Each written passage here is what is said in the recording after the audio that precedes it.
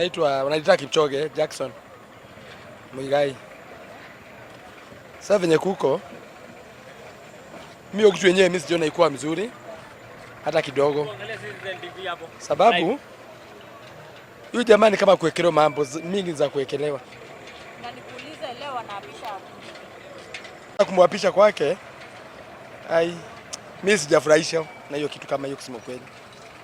Sababu mwanaume ni kama amewekelewa kabisa, mambo mingi amewekelewa, hata sisi watu wa Nakuru in fact hatujafurahi.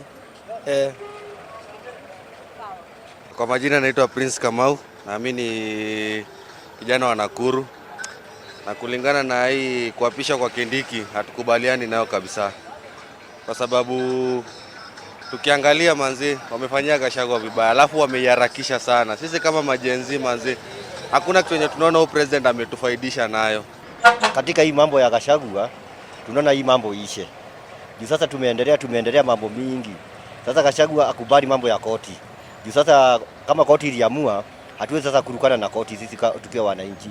Sasa Gachagua ajipange kama ni 2027 ajipange vile tutafanya nini? Ataingia katika serikali. Lakini sasa aende afanye kazi yake nyingine. Turudie kama ni 2027 tukubali sasa matokeo. Juu sasa tutazidi kwa koti kila saa. Hii mambo ya nini ya koti ishe. Wakati huu mahali tumefika, taifa ni kuu kuliko mtu yeyote. Iwe ni huyo Kindiki, iwe ni huyo Gachagua. Taifa ni kuu kuliko mtu yeyote, hata kiongozi aliyepo. Sababu hii Kenya ama hii nchi yetu ina watu milioni 50.